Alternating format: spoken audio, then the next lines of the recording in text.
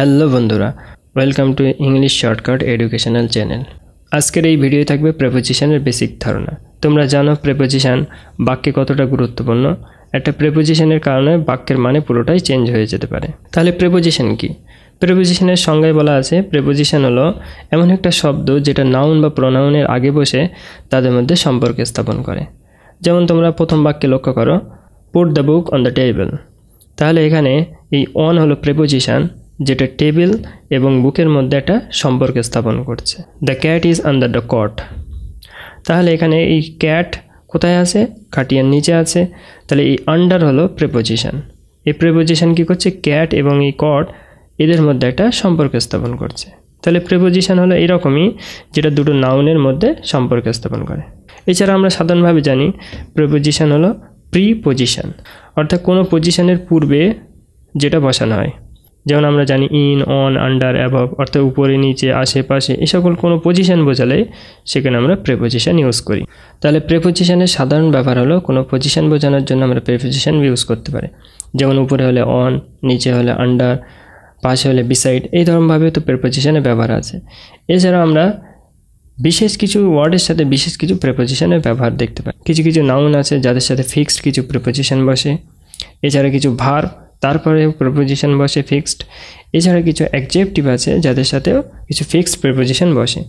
এইগুলোকে আমরা বলে থাকি অ্যাপ্রোপ্রিয়েট প্রিপোজিশন। যেমন তোমরা দেখো কয়েকটা ভার্ব লেখা হলো, যেমন হি নকড অ্যাট মাই ডোর। তাহলে নক মানে আঘাত করা, নকের সাথে কিন্তু সর্বদা অ্যাট প্রিপোজিশনই বসবে। এটা হলো appropriate preposition.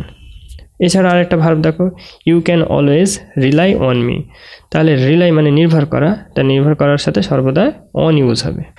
The murderer surrender to the police. তাহলে সারেন্ডার টু, তাহলে সারেন্ডার মানে বশ্যতা স্বীকার করা। তাহলে এই সারেন্ডার পরে কিন্তু সর্বদা টু প্রিপোজিশন হবে। তাহলে এই প্রিপোজিশনগুলো কিন্তু অনেকটা প্র্যাকটিসের মাধ্যমে আমাদেরকে মনে রাখতে হবে।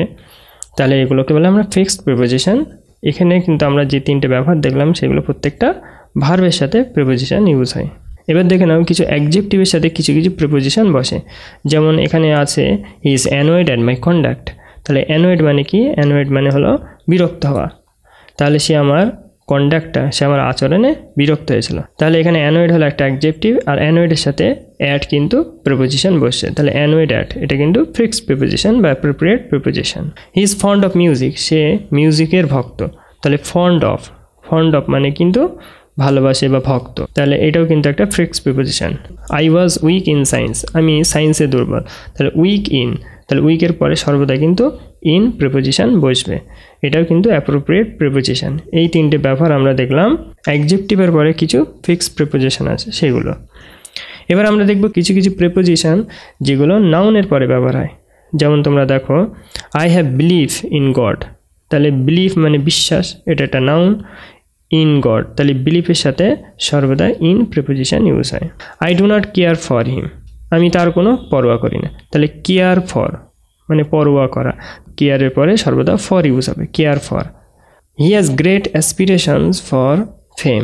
তাহলে অ্যাসপিরেশন মানে উচ্চাকাঙ্ক্ষা, অ্যাসপিরেশনের পরে ফর প্রিপোজিশন ইউজ হয়। তাহলে তোমরা দেখলে কিছু কিছু ভার্বের সাথে কিছু ফিক্সড প্রিপোজিশন ইউজ হয়, কিছু কিছু নাউনের সাথে কিছু ফিক্সড প্রিপোজিশন ইউজ হয়।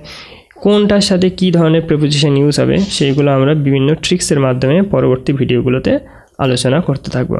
তাহলে প্রিপোজিশন সম্পর্কে ভিডিও সিরিজ আসতে চলেছে।